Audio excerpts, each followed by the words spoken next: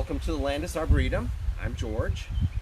Um, Here we are at the farmhouse. If you're new to the Landis Arboretum, it's a not-for-profit organization started many years ago by two men, George Landis and Fred Lape. The property belonged to Fred Lape. When George Landis passed away, he left his inheritance to Fred, and Fred used it to develop this as an arboretum. They were both very interested in trees and collect trees from around the world. Today's session is Animal Tracks and Traces. My name is George, and we're going to walk around the arboretum, mostly, well, in a combination of the developed areas and some of the, what I like to call the wildlands, looking for any signs of animal life. Now, when you're talking about animals, animals are members of the animal kingdom, and that includes insects up to worms and insects, and birds and mammals, reptiles and amphibians. But I should finish, though, talking about the Arboretum. It is a not-for-profit membership organization. If you are not a member, you're welcome to join. Go online to landisarboretum.org, and you can find information. It's open now during this time of social distancing. We can't do our programs, but you're welcome to wander around, look at the perennial gardens. You've missed the lilacs. They are past their prime. But there's a lot of beautiful natural setting and trees and things. Birds. Right there is a Baltimore Oriole singing in the trees above us for you to enjoy. So, Animal Tracks and Traces. I just want to mention a few books to start off with, because we're going to be looking for signs of any kind of animal life. Most of us think of Animal Tracks and Traces thinking about animal tracks. This one here, Scat and Tracks of the Northeast. Jim Bruchak, a person here up in the Capital Region, Saratoga area. Mammal Tracks and Signs. There are many, many, many field guides to animal tracks, scat, their chewings, nesting, and things like that. But that's just a small part of all the animals that leave signs around as they do what they do in the habitat. Matter of fact, the most numerous of all animals are insects, the arthropods, of which the insects are the biggest group. Tracks and signs of insects and other invertebrates. Definitely we'll find some signs of insects. We will find some, I know at least two things about mammals we'll definitely be looking for. And then, of course, there are birds, and many times you find bird feathers, and how do you identify them? A Guide to North American Species Bird Feathers, a very interesting book. Quite difficult to use, but in terms of, well, just look at it. You're going to have to try to match pictures and try to get an idea of who you're dealing with, even to start off with, to try to find the correct bird in here. And as you look and see, many of the feathers look very, very similar. So for example, if we look at like this over in here, let's get some of the sparrows, or these are warblers. And again, you start to see very similar kinds of feathers. But it gives you a start, and a lot of times we're left saying, I don't know. Mysteries to solve. Well, let's see over in here. There is some things I have to deal with. This here, bring on camera. So I'm adding Mary, and let me just see if there's anyone else. Sally, you're one of my regulars here. We haven't. Okay, let me see. Come on. Okay. Is watching that. Okay, I guess. I'll add. My finger is not working. Already did. Oh, I see. Oh, Mary. I didn't realize that, Mary. Oh, no. Okay, well, that's what that means. I tell you, I'm learning more things here as I go along. So that's what that means. I see. Well, I'm still confused. But let's start going along. Hello, Suzanne. Steve is with us. Tala, one of my friends that comes along quite frequently. Suzanne, I think I said hello. Joyette, cousin from California.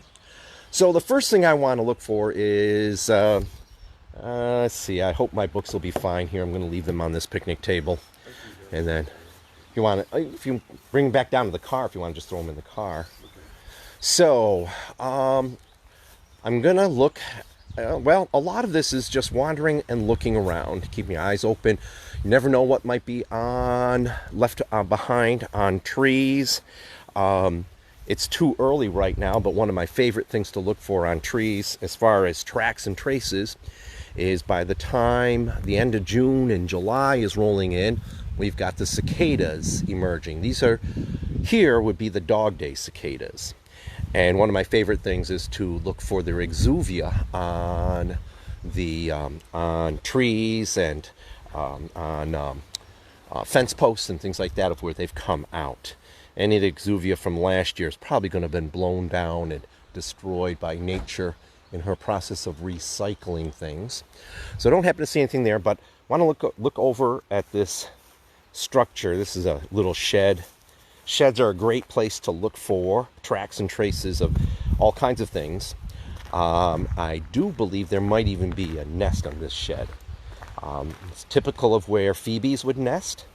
Already right in here, some food has been consumed here. Here is, looks like walnuts have been chewed up right there and eaten up.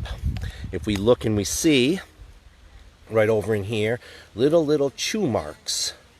So this is rodents chewing with their incisor teeth, feeding upon this. Oh, walnut, hickory, I believe. I should know this one better. But feeding upon the nut meat that's inside. So we know that this one in here, very likely squirrels, but yep, I'm going to guess probably gray squirrel over in here. But and wander over this way here. Hello, how you doing? Good, how are you? Excellent. I'm taking people along on a virtual view, exploration. Oh, that's awesome. Trying to keep social distance. There's quite a few people. This is the lower parking lot of the Arboretum. Actually, I'm surprised there's not as many people here today as there's been in some of these days. But back there, just for a little orientation, that's the farmhouse, the Fred Leap's farmhouse. A barn off in the distance. There's more things up that way. We'll get that way later. But one of my favorite things to look for, again with students, as most of my work is looking for scat and bird poop on things like this. There's lots of ecological stories with bird poop. That's how many plants, like over there, that's honeysuckle, an invasive, unfortunately, but the berries become food for birds. The birds and other animals will eat it, and then when they go to the bathroom, they deposit the seeds in a new place. So let's see what we have here on here. I'd expect someplace like this would have some insect activity and bird activity and possibly even rodent activity. But I see the remnants taken down up there of some of the wasps, paper wasps. This is not the bald-faced hornet that makes the large nest. These are small wasps that make a smaller size nests. And right over in there are those holes. Let me see if I can find it. Right there. Those look like holes from carpenter bees tunneling in and living inside. They will fill up the chamber with, or they'll make chambers and then lay their eggs in them, and then leave a ball of pollen for their young to eat. I just saw a wasp come out from underneath that little eave right there, so I bet you there is some kind of nest up in there. Can't get to it though. And looking over in here, yep, here is a phoebe nest. I can get you way up in here on the phoebe nest right there. And that nest looks empty. Let's see if we can see in this nest over in here. looks to be empty. I did not see a phoebe fly out when I came in here. But look at, they're making their nest with moss, sphagnum moss, and some mud in there. So the eastern phoebe, which goes Phoebe, Phoebe, nesting here. They make use of human habitation very often. It looks like there was an older nest there at one point in time, whether it just fell down naturally or some people dealt with it. Ah, very interesting. Look at this. This is a, that looks like, well, it's very caterpillar looking. Wait a second, you don't have it in view. There's the view. Let me zoom back out the other way. Now that's the actual animal. But that is, it's not a butterfly or moth caterpillar. It has too many prolegs in the middle of the section. It could be a sawfly, or there's just something telling me, my first guess would call it a sawfly, but which is actually not a fly and not a butterfly caterpillar. The sawflies are actually related to bees and wasps. So let's see, was there any looking? Look, already there has been. If we look down in here, this looks like scat on the ground. And I am guessing that that is bat scat down there. The bats may actually be hiding underneath. Look at that, there's more carpenter bee action. Here's the carpenter bee tunnels right here where they came out close to the edge of the wood. And look at this, right even here. Here is a peeled acorn shell. Oftentimes that's done, the peeling action's done by gray squirrels. And it looks like maybe that's a piece of the shell down in here. Let's see. Yep. Oh no, this wasn't peeled. This was gnawed and chewed on. So maybe this was done by a mouse. Could have been like a deer mouse. I'm going to have to come up here in the evening with my new bat sound recorder and identifier. I just bought a new bat identifier that then can be used. It can actually adheres the bat's ultrasonic sounds, gives you a visual imagery of the sonogram, and helps you identify what it is. And what in the world is that? It looks very human-like. So I think it might be just something left behind. So I think we've spent enough time in here, but again, every place we go, animals have a way of trying to find somehow to live there. Some animals are very adapted to living with humans, and then some animals just can't take it. And if we move in, they move out. But in structures like this, we see some of the wasps and hornets, some of the bees, phoebes and such. Let's work our way up the road.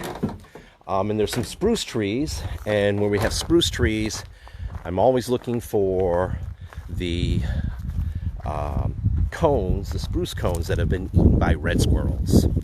So we'll find they'll have a very big pile, a midden of the scales of the spruce cone ripped off so that the squirrel can eat the 2 seeds hidden behind each scale.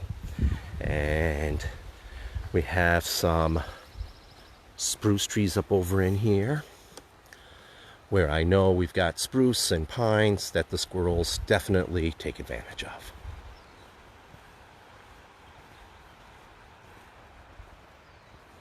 I should be looking for tracks as I go along here because we've got little muddy areas here, and for sure there is a track. See if we can get enough of that shadow there.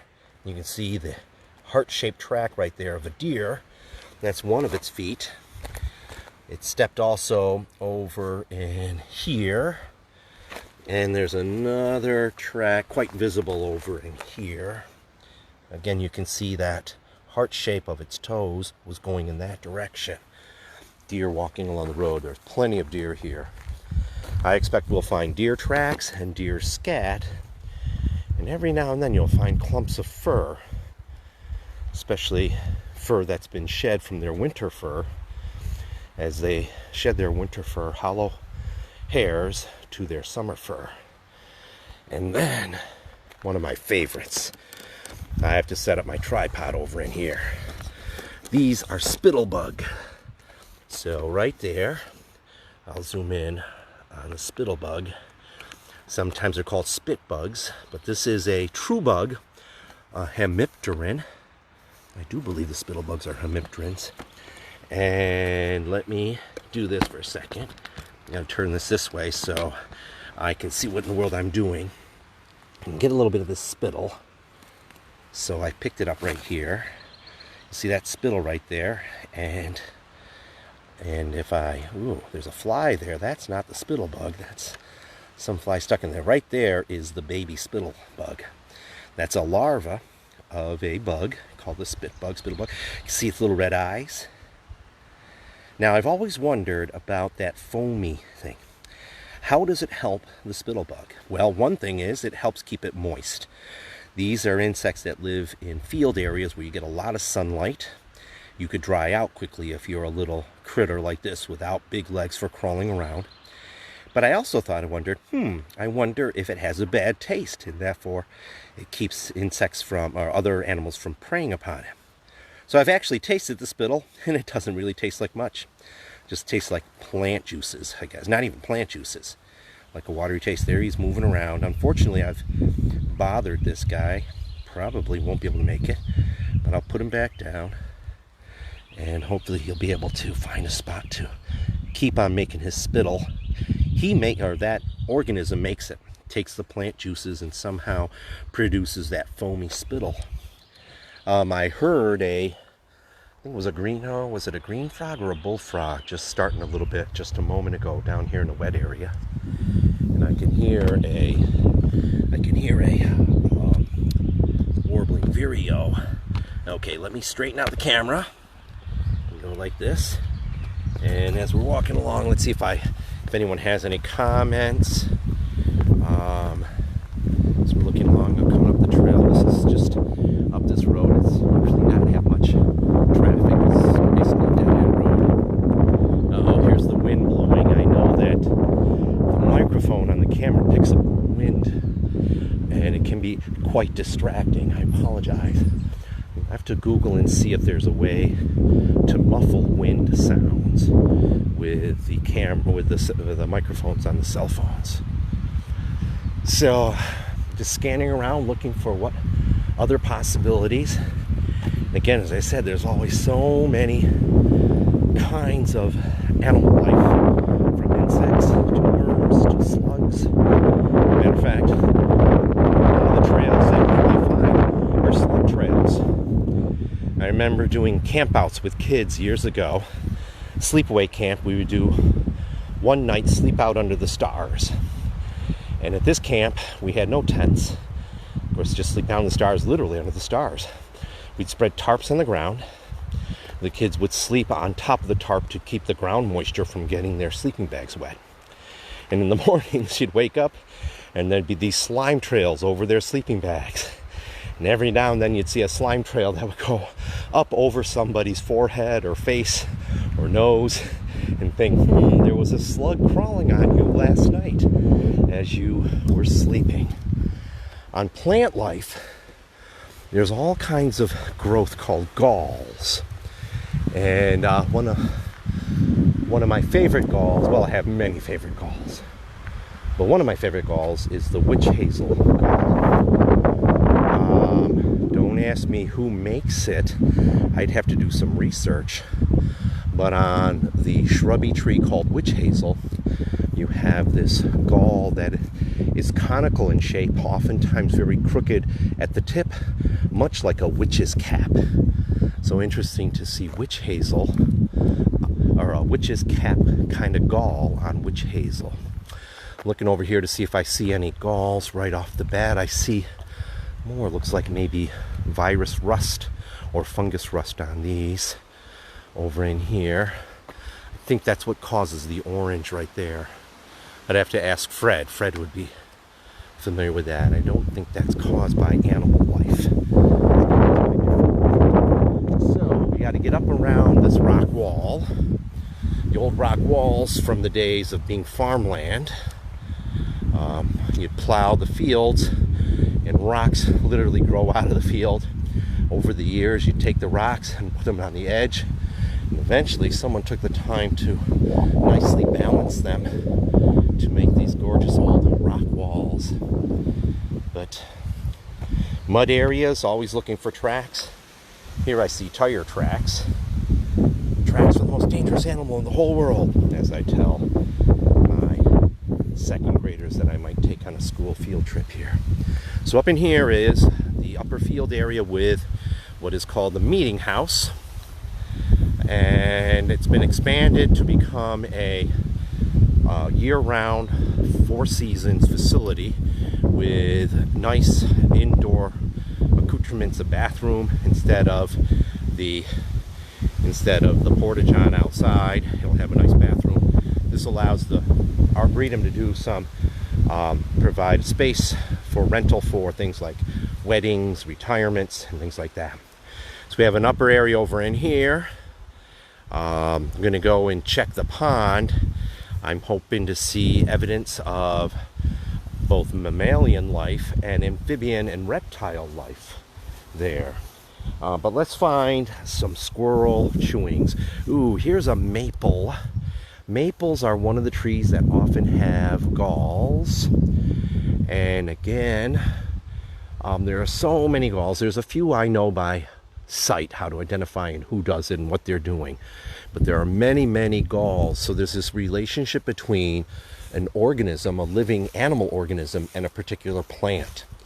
And some of the galls are very specific, a specific organism only using a specific plant and only using a specific part of the plant to make its abode. The gall is actually a structure that the plant grows after it's been affected by the animal organism, and some galls are caused by non-animals. Bacteria, for example, and fungus, for example, I do believe cause galls.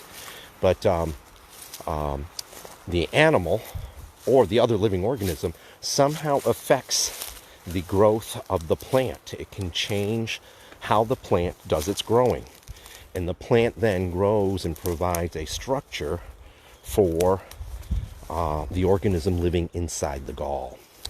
So over in here we have spruce trees, and anytime I see spruce trees, I know at the base of the spruce trees I'm going to find where red squirrels have been doing their thing. There's an example there, but I think I see some better examples over here. So let's go over here. So look at this whole pile in here. And actually now I'm seeing some bumblebees going around, so I'm worried about stumbling into a bumblebee nest. I see one there. Is she going underground? These bumblebees are ground nesters, and I don't want to disturb a bumblebee nest. That would be rather uncomfortable for you to see me running through the fields being chased by bumblebees and my camera going this way and that. But if we look over in here, we see evidence of the action of red squirrels. Here is a stripped down spruce cone. All the scales in this spruce cone have been removed so the squirrel could eat the 2 seeds hidden underneath each scale. Let me find a scale that shows a good example. If you look in this scale, you can see 2 little divots right there. That's where 2 seeds would have been hidden away, and the squirrel ate them. Here is a spruce cone that never opened up. The squirrels haven't gotten to it, but you can see all those scales just on this one side. I'm going to estimate 2, 4, 6, 8, 10, 20, 30 to 40 scales on that side. Probably the same number on this. Maybe 50 scales on each side. 100 scales. That's 200 seeds. Obviously, a very good dinner's worth for a red squirrel. So look at all of the cones that have been stripped by the red squirrels. But now, remember I was talking about slugs. Look at the slime trail. Ooh, can we get a look at the slime trail? I can see it quite well because it's glistening, but it doesn't look like it shows up well on the camera. But the red squirrels have also been eating other things. Over in here are some hickories they've been eating. You can see again the tiny little chew marks that they're incisor teeth. Squirrels are members of the rodentia, the rodents. One of the characteristics of all rodents is to have 2 incisors on the top jaw, 2 incisors on the bottom jaw, and of course they gnaw on things. And when they gnaw on things, they can gnaw and chew into those nuts, like these hickory nuts, and eat the meat that was stored away in there. The meat is actually the food for the baby hickory tree that was also eaten in the process. Look at all the, this is a very good example of a squirrel midden. Go in and look at all the cones that have been eaten up where the squirrel has been eating them up in here. And all that brown stuff is all the shed or the stripped off scales from the spruce trees. These might actually be the entrances to the red squirrel's underground chambers. They're not so much a tree squirrel as the gray squirrels. They can climb trees, obviously, but they often will have underground burrows. Okay, so let's move on this way up to the pond and see what's in the pond. Never know what else you might find someplace here. Like, could I ever be surprised by a deer antler shed in the woods? I've only found literally just a handful, and a small handful at that. I can remember the biggest one I found. I remember one I found, 2 of them I found in school settings, the woods behind a school. One of the ones I have was given to me by students who found it in their schoolyard, and that's the deer antlers. The males are the ones that have antlers, and they grow the antlers starting now. They would have shed the antlers back in December, but now we're already into June, and they would be what we call in velvet. The antlers are bony outgrowths of the skull. They're actually bone material. In order to grow, they need nutrients, just like our bones inside our body need. So those nutrients are provided by blood. The blood flows in veins that have to be protected. So the growing antlers have a skin covering, just like skin on you and me. And that skin covering is covered with a velvety fur. So we say that they're in velvet. Right over in here we have a tree swallow right inside the nest box. Now this nest box, as far as the tree swallows are concerned, are hollow trees, which would be, again, another sign we'd look for. Tracks and traces, hollows in trees. We have a tree that we'll stop at that has actually activity by porcupines. I've also been sitting in the woods looking up, and then all of a sudden notice there's some eyes peering out from a hole in a tree. A home for raccoons. Back to deer.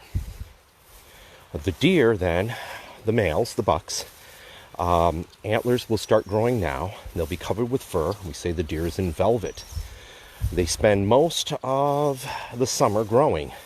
By August, they've completed their growth and no longer, well, actually what's happening is hormone changes in the deer's body basically say, that's it, you're finished growing those antlers, time to shift into a different stage of the yearly cycle, which is to get ready for the mating season, which would happen in November and December. To get ready for the mating season, the deer sheds its fur. That fur, just like a bad sunburn with skin peeling off, the skin peels off, the deer rubs it. It's probably irritating to them, just like if you had a scab, you want to rub it and pick at it. And eventually the deer rubs off all that shed skin. In the meantime, it's shining and making its antlers bright in color. And not only that, it's leaving a mark in its territory. Oop. We have here 2 red-winged blackbirds that just took off, which makes me wonder, is there a red-winged blackbird nest someplace over in here? Or were they just settled down in finding a meal? I don't see a nest, but their nest is right in the cattails. Down low, made out of cattail material and such. I don't see one. Hear them calling. I hear a green frog calling. The redwings are giving their warning twitters. That they're warning about us. Well, me. You're at home watching, coming along. Over in here, I'm wondering if we might find a predator-prey relationship. Turtles come out of this water. Oh, did I finish talking about the deer? Let me finish talking about the deer. The deer then have antlers that are showy to show off to the females. They leave marks on trees called rubs. So this whole process changes to one of using the antlers for somehow showing fitness to a potential mate, female. By the end of December, middle of December to end of December, again, hormones change based on mostly photo period. The days are getting shorter and shorter, and the mating season's done. The males might still have antlers, but the females aren't interested. And now you have this big bone structure sticking out of your head. No fur covering it. It's going to be a heat sink. Now, sometimes that's valuable for cooling off in the middle of summertime. But in the wintertime, you don't want to be losing heat through the top of your head. So what happens? They shed their antlers. So if I'm lucky, I find a shed antler. If I find one on this walk, you'll hear me going, whoa, there's a shed antler. But no shed antlers yet. I should be looking for something shed here, though. The exuvia from dragonflies. I'm pretty sure we might find one, but let's move on down here. I'm looking to see if there might be some turtle nests that have been preyed upon by skunks or raccoons. Painted turtles live in these ponds, and I will be doing a herp hike later. I don't know if it's later this month or in July. And again, I don't know what's going to be happening in terms of social distancing and programs. But even if we can go real-time live, like in reality live, not virtual live, we'll still have some video going on so that people can, if they can't make it, they can see what happened. So I have times here, we'll find where painted turtles have come up and they will have nested on this open area so that the sun would incubate their eggs. And then along comes a skunk or raccoon and smells where the nest is and digs it up and eats the babies. Yes, it is. Doesn't sound like fun, but it's part of the complex interactions in nature. Who am I to say that a skunk shouldn't eat baby turtles? On the other hand, the female turtles will lay dozens of eggs. All they need in their lifetime is for a few eggs to survive, to replace them as adults. All kinds of dragonflies in here. Now, Anne usually does a dragonfly identification and citizen science program. I'm not sure what her plans are. I should get a hold of her and see if she wants to do it online live, and I can help her with that. So we have a dragonfly right in here. I have a really good book. I was just looking. One of the characteristics we look is how this one has smoky covered markings on its wings. I do not know the species. And then there's some damselflies. There's some mating damselflies right there. And I think the female might actually be laying eggs on that plant. Or she might be getting the sperm packet from the male to fertilize the eggs. That's what they do. And so I'm looking to see if I can find the exuvia of a dragonfly, while at the same time I'm looking to see if there might be a place where a turtle nest got dug up, but I don't see it here. Just on the off chance. I have seen it here before. The difference between damselflies and dragonflies, the biggest one is size. The dragonflies generally are bigger. The damselflies are more dainty. Maybe that's the reason why they're called damsels. When at rest, a dragonfly like that guy right, where'd he go? Oh, lost him in the image. When a dragonfly is at rest, its wings are out horizontal like airplane wings. When a damselfly is at rest, it folds its wings over its back. So that's probably the biggest difference between damselflies and dragonflies. When you look at the young, the larvae in the water, and the babies, the dragonflies' eggs hatch in the water, and the babies live in the water, larvae live in the water, or nymphs, there are some distinctive differences in body traits. The damselflies will have filamentous tails, and the dragonflies have no tails or very stubby, pointed, short tails. So those are probably the two bigs. But they're both hunters and predators, both as adults and as juveniles. So here is some damselflies flying around. Can I get them into view? Oh, right here. And those two are, they're flying together. There is a name for that when they're flying together, and I forget that name. You see, so the female is, or the male is holding on to the female's neck with its little tail graspers. And then the female will take her abdomen, the end tip of her abdomen, to get the sperm packet from the male. Looking to see if there's any. Yep, don't see any. Oh, right here.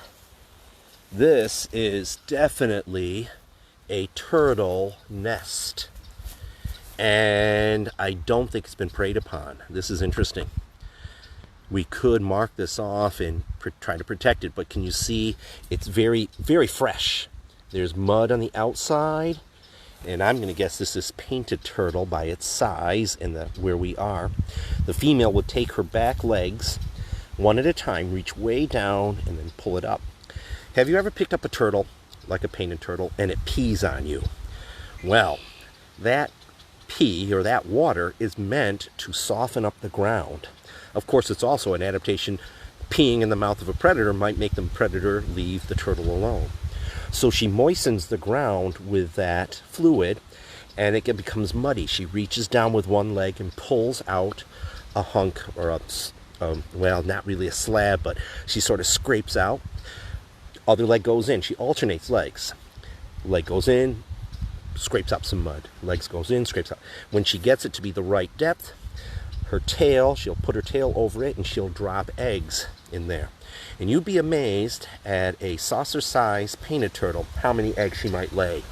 15 is an average number, maybe even more. So, interesting. So we found a turtle nest. When I do my herp hike here, I probably won't be able to find that at all. And the other thing is maybe a raccoon might find it, or a skunk, and dig it up to eat the babies in there, just like we eat eggs. I just had a fly into my eye. Okay, let's see if I can find some exuvia from a dragonfly. Looking along the edge, I can hear the frogs sort of grunting at us. You hear that? That was a frog. Oh, a snake.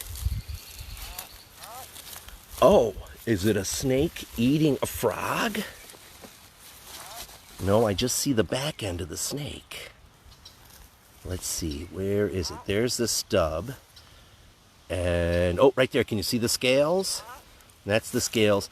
I'm wondering if this snake has a frog in its grasp, because there is a grunting sound coming, and this is a northern water snake.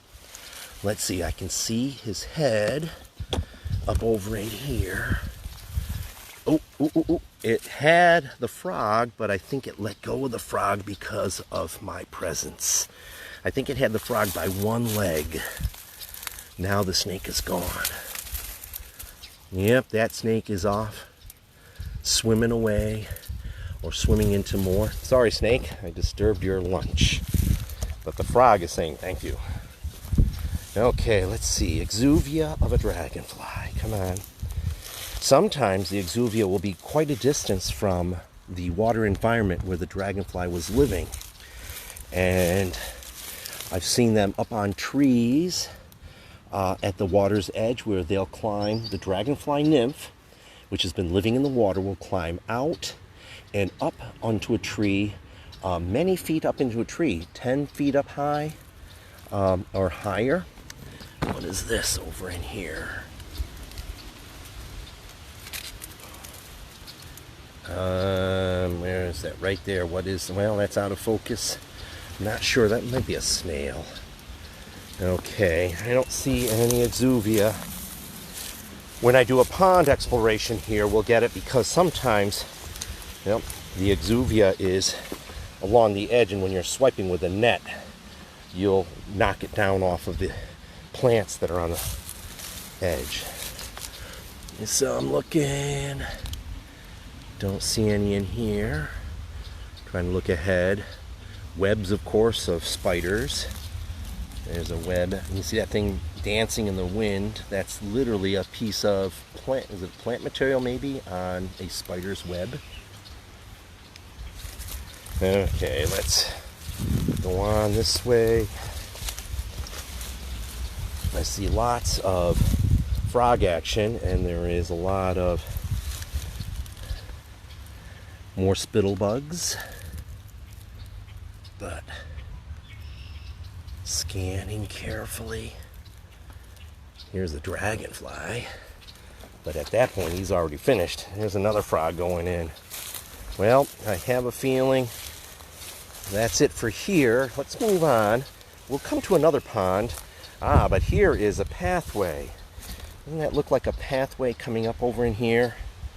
Looks like there's a pathway, whether it's deer coming through, although it doesn't really go much into there, or muskrats. I haven't seen much muskrat action here, and it doesn't look like it. I don't see a lot of chewed cattails. These cattails here are the favorite food for muskrats.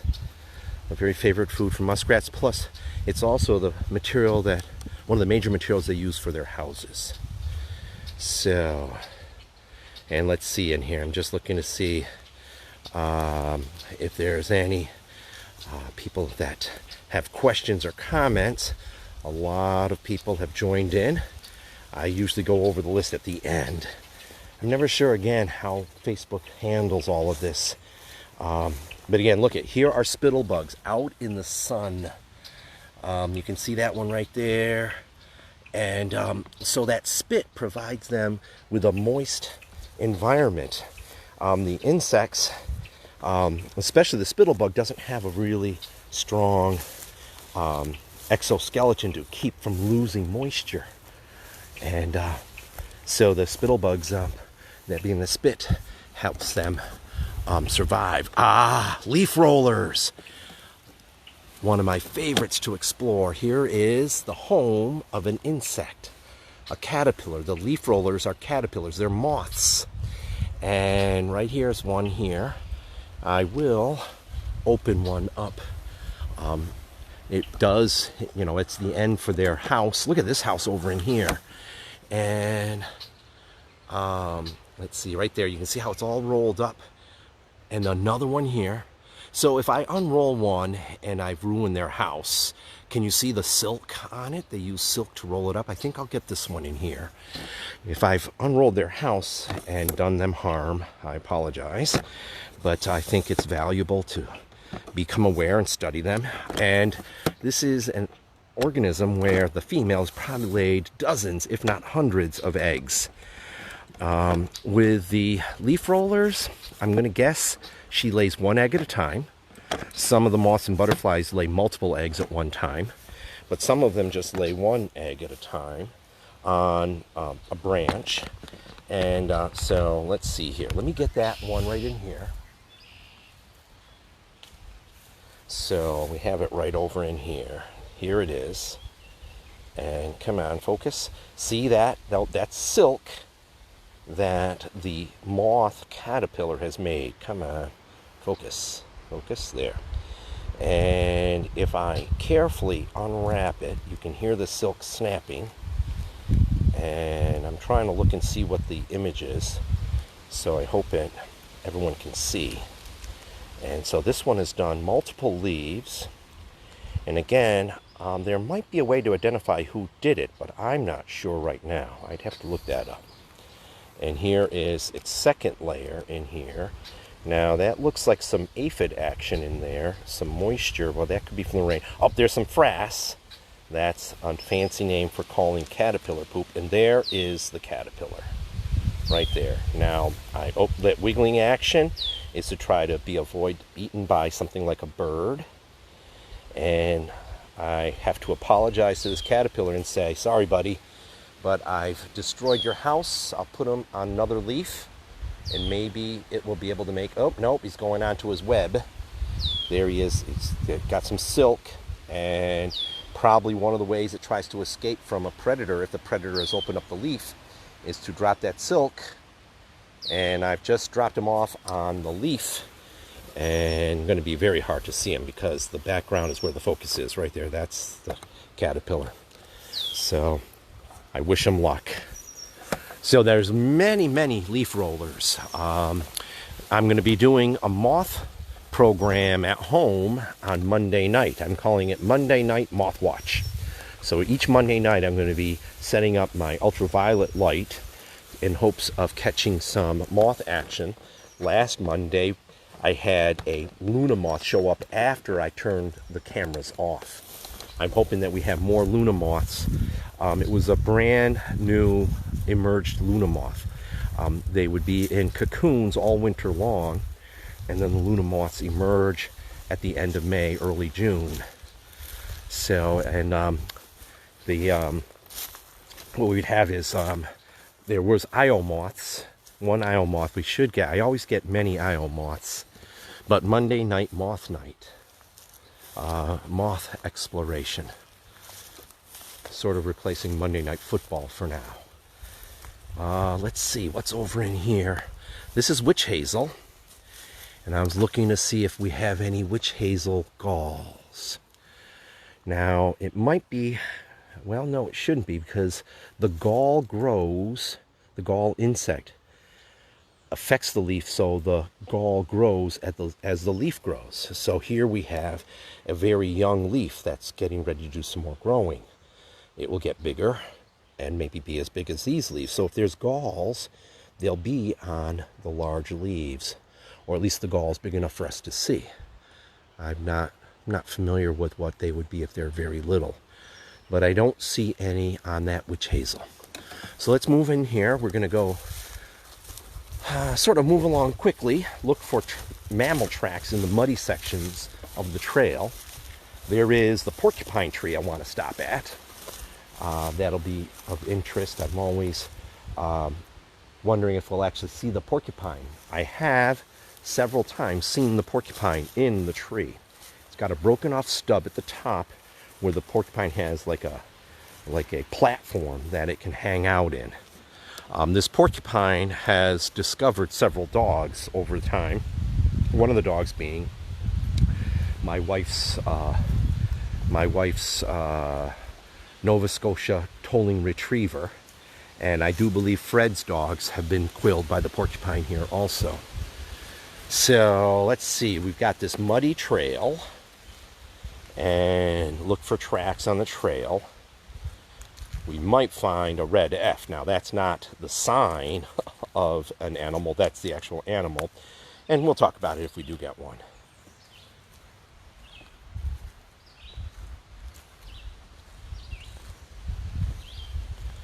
When I do my herp hike here, we might roll over logs to look and see if we have salamanders in the logs, but I'm not going to do any log rolling now.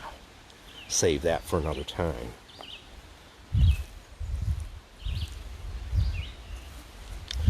Here's an old nest box I put up years ago. I think I put up this nest box, okay, let me think. Alex is 30, he turned 31 in December. So when he was about 5 years old, I think it was, I was doing programs here at the Arboretum, and I put nest boxes up in the middle of the woods. Now that's technically a bluebird nest box. It should be put out in the field area because bluebirds will not nest in the deep woods like this. But I put it up in the deep woods for birds like chickadees or titmice that are cavity nesters, and as a possible home for flying squirrels. But this box has gotten quite old and decrepit, fell down. Maybe one day I'll put some more boxes deep in the woods. Flying squirrels have got to be one of the most cutest mammal of all. This little furry fuzzball looks like a plush toy with big eyes that always capture people's attention in a positive way. So now we have lots of acorns that have been chewed up by squirrels. We find their caps, and we find what the squirrels do is they peel the acorn. They peel it much like we would peel a banana. So you see these pieces are peeled off, which exposes the meat of the acorn that the squirrel then eats. And again, if I were to look, we can find maybe on some of these stumps. We'll look for a stump nearby the trail and see if we find some places where squirrels have been eating. I call them squirrels' dinner tables. A muddy section in here, looking carefully to see if we might see some tracks. Now, we often find canine tracks here. Now that one right there is a deer track. Can you see how it's paired? There's two where the two toes would have embedded, and there's the next track down the line as the deer was walking along. Right over here, two toes that go into the ground. If you have four toes, now you're talking about canines and felines. The cats show no claw marks. They have a much more rounded pattern to the overall footprint, whereas the dogs have a more oval pattern. And the dogs will show nail marks. And but here on the trail, if I find a canine track, I'm often thinking, must be more likely a domestic canine being walked with its owner or its partner in the woods. And hard to see if that's a track or a divot from people walking in here, but I was looking to see if we might find squirrel tracks. Sometimes you get little squirrel foot impressions in fine mud and silt. Holes like this, kids will find holes like this and they'll go, snake hole. Well, the thing is, snakes don't make holes. You might say, but George, won't they chew a hole? Well, no, they don't. And they don't have any appendages to dig with, not like a squirrel or a rodent or a mouse or a skunk. So it doesn't mean that someone without those appendages won't. For example, there are swallows, the bank swallows and the kingfisher, that will carve out a hole in a bank of dirt using their beaks to carve, much like a trowel. Snakes don't have that. So they don't make holes, but they're very adept at going into a hole. That hole there was probably a chipmunk hole. And that chipmunk hole will have several exits. So if a snake, like a rat snake, were to climb down into it, or a milk snake, this chipmunk has an exit plan. So we're going to go down the trail here. Nice and cool in the woods. It was getting a little bit warm and toasty out there. I'm going to shorten up the legs so I don't bump the camera so much anymore. So sometimes I need to have the camera set up so I can use both my hands.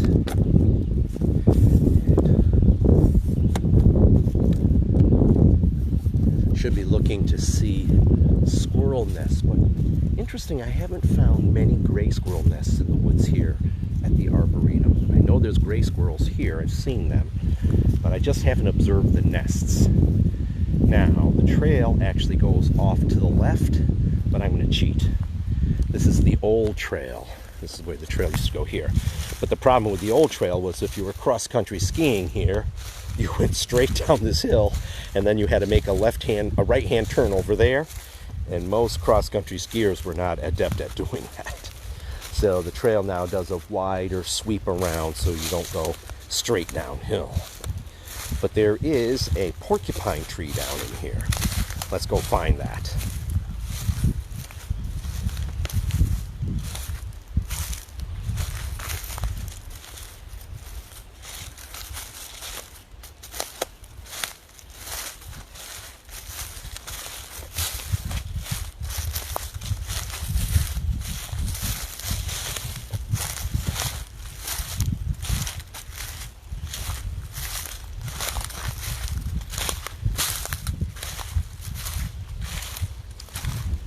evidence of deer tracks in here. Hard to see them with the camera in this leafy substrate. But pathways that are good for people to walk are also good for deer. They like to use those pathways. It is amazing, though, how a deer can rapidly be running through the woods and not get poked in the eye with sticks. I tell you, I've been poked in my eyes more times just walking in the woods. And yet, a deer can full tilt be crashing through the woods to escape from danger. Okay, right over there is the porcupine tree. Oh, but speaking of porcupine trees, here is a pileated woodpecker's carving into the tree. How do I know it's pileated woodpecker? Because of that oval shape. The woodpeckers will do this oval excavation. The bottom one, I'm going to guess, was also pileated, but if it was a hairy or downy, they would have just a round hole. And that opening there is not so much for